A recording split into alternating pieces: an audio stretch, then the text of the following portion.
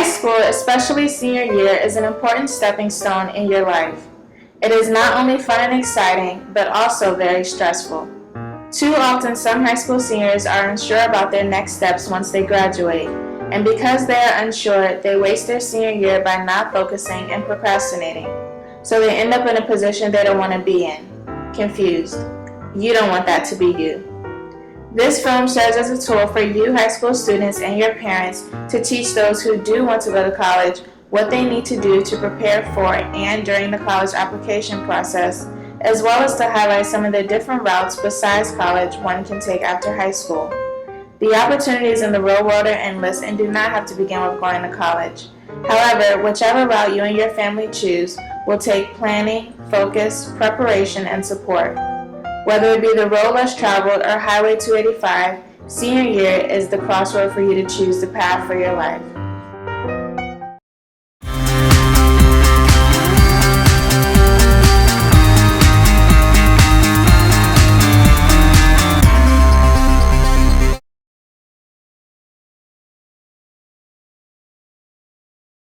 This year, I'll be graduating as a first-generation college student. The college application process wasn't as difficult as I thought it would be. I think the most difficult parts were probably taking this SAT and ACT and having to do scholarships. I can remember a time where I had about 5 or 6 or 7 or 8 scholarships to do back to back to back, and it was awful. And then the next month, I'd get letters back and they were all rejections. I think the most difficult part of the college application process isn't necessarily the doing, it's more of the constant rejection that you have to face.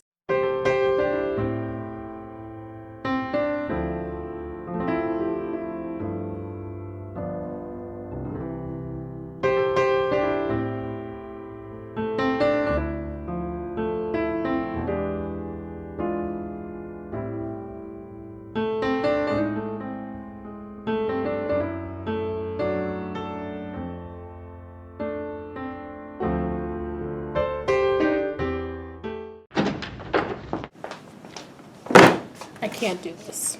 And This is so much harder than I thought it would be. I just don't know what to do. oh, don't worry. You should have started 11th grade year. However, there are lots of things we can do now to get you on track. The first thing I would like for you to do is to go online and set up an account on collegeboard.org. Okay? The second piece of that is making the decision that's best for you and your family about your financial decision and also location for the school that you're going to attend. You want to make sure that the school has, one, your major, that is a good fit for you. You don't want to pick a school just based on your best friend or they have the most popular football team or the best dance team. We want to find a school that's just right for what you want in a college, an institution, okay? So applying to college is going to be putting together a package for yourself. You're going to have your test scores. You're going to have your transcript from high school. You're going to have your actual school selection by doing your application, okay? And then lastly, you're going to apply for financial aid through your FAFSA.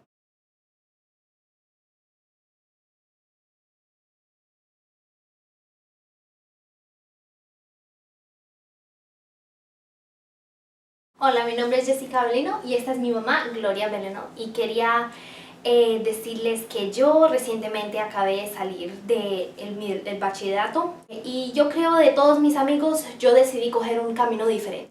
Hi, hello, welcome to the Apex Museum. Have you guys been here before? No. Okay, well, let me start off by giving you a tour to the African timeline. Please follow me, and I will start from the beginning. Bueno, por ahora estoy trabajando en un museo histórico que estudia la vida de los africanos y creo que durante que esté trabajando ahí quiero salvar dinero y mientras salve dinero puedo yo, que es una pasión mía, ir a visitar África. Quiero conocer el mundo de diferente gente y conocer algo de la vida antes de ponerme a tirarme a ir a hacer una carrera que yo no sé si en realidad yo vaya a querer hacerla, porque durante el bachillerato yo no sabía qué hacer, no tenía ni idea de cuál camino quería coger y creo que esto era una buena oportunidad para mí tomar. Yo decidí apoyar a mi hija, puesto que en mi país es muy difícil porque uno no sabe, por lo menos en esa época yo no sabía en mi país qué oportunidades me podía brindar, qué carrera, qué camino podía yo coger. mejor. Por eso yo no quiero cometer el mismo error y con Jessica.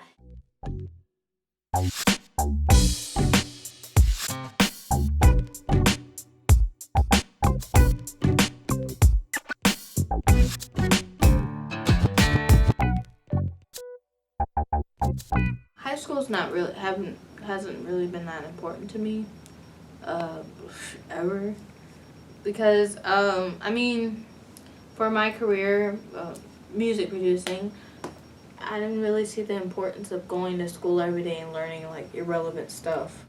So through from 9th to 11th grade, I tried to focus on my music, mostly on my music. I still was in school, but like not really there. Senior year, I was like, I mean, I didn't really care, to be honest. I mean, I just didn't really see, I really did not see the point of me being there. I mean, I was already there for 3 years of school. What's the point in the 4th year? We like barely learned anything and stuff like that.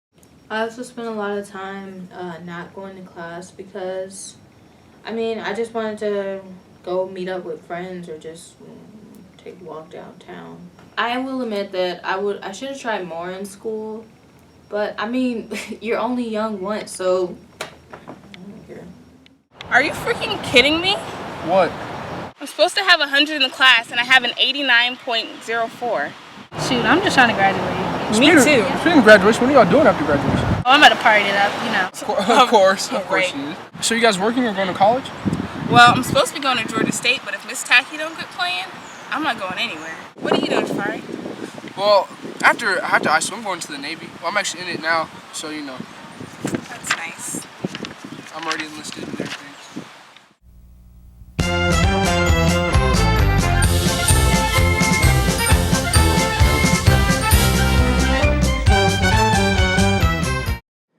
I decided to join the Navy because I didn't know what kind of career I wanted to have. All I knew is that I wanted to be successful.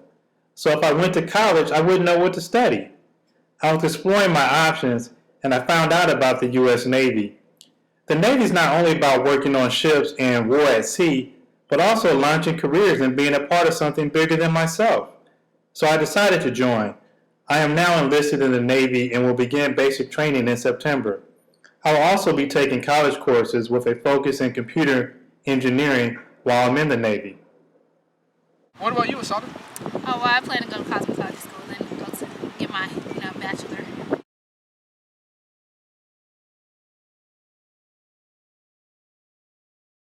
Hi, my name is Asada. I currently go to school at informational school. I chose this because as a child, I've always dreamed of being a cosmetologist. I love doing hair. I get all my dolls just because they had a whole bunch of hair in them.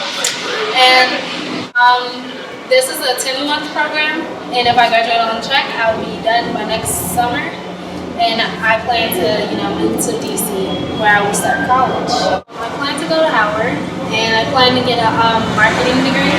And what I'm going to do with these two combined skills, doing hair and marketing, I can better market myself and, achieve the ultimate goal of opening my own salon. So graduation was last week, and it was pretty exciting. My whole family came. Everyone came from out of state. And this fall I'll be attending an out-of-state school. Originally I wanted to attend an in-state school, but plans changed. I learned from this whole college experience to not take no for an answer, and no just means the next opportunity. Hoy por fin terminé y me gradué del bachillerato. Estoy tan feliz. Yo creo que personalmente antes de ir a la universidad voy a ir a viajar el mundo, voy a conocer el mundo más. Y todavía estoy trabajando en el museo. Yo estoy muy contenta por mi hija, estoy realmente muy orgullosa. So I finally graduated. Yeah, class of 2015. It has been a long road, but I finally made it. And I'm glad I did.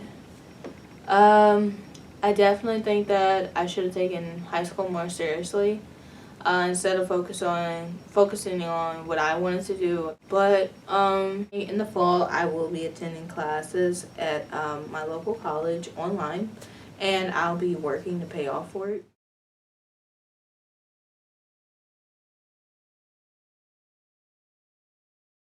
My name is Shatu Shafran, and I'm currently a sophomore at Syracuse University.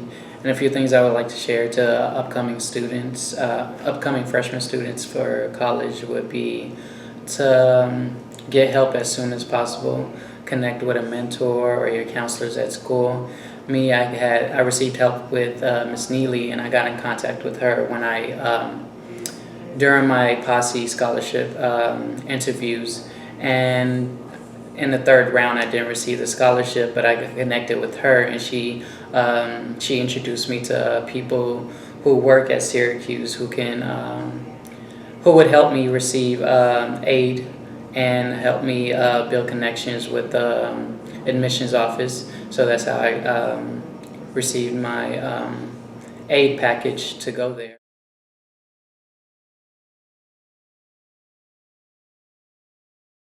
Hi everyone, today I'm going to talk to you about the college application process. In 11th grade, in the fall of 11th grade, some of the things that you need to do, obviously keep your grades up, organize, organize, organize.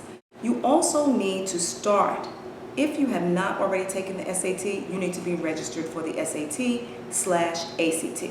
And you need to decide which one of those tests are the best test for you. When I said that you need to start immediately, you don't want to wait until your senior year. If you wait until your senior year to actually start taking these tests, you don't give yourself the opportunity to take them and take them again and refine the process for yourself. You should be seeing your counselor. You should make sure that your counselor knows who you are. Counselors are going to have to work with hundreds and hundreds of students. That's one of the reasons why what I do is so important, because the counselors today are now faced with one counselor to maybe 200, 300 students that they have to counsel through the process. It's very difficult. So as a result, you have to be proactive, you have to do things, and you have to do things collectively as a family. You need to look outside of your comfort box and apply to schools that are looking for higher GPAs. Tier 1 schools, they might be looking for students like you. Many times students of low economic means and first generation students are afraid to apply to these schools because the sticker price that's attached to these schools is so high. But what you need to understand is at these schools, they have the endowments, and if you're a student that they're looking for, even if you do not have what they're looking for in terms of dollars to attend, if you have what they are looking for in terms of the student, they will actually offer scholarships and meet a lot of the demonstrated need that you would have. This year I had a student who actually received $1.5 million in scholarships. He did that by applying to schools and not doing individual scholarship applications. He applied to schools that were looking for a student like himself, and those schools will be happy to welcome you in. Start researching. Get books like this so that you can start practicing how to put your essay together. Your essay is an opportunity for you to differentiate yourself from any other student that's out there. Your essay and your application are going to be key in helping you get in the door and get those recommendation letters from those teachers and people who know you best. Whatever you can do to differentiate yourself in the college application process is going to help you and make you a stronger applicant and make you a student who is smiling when it's time to show those acceptance letters to the people that you want to show them to first.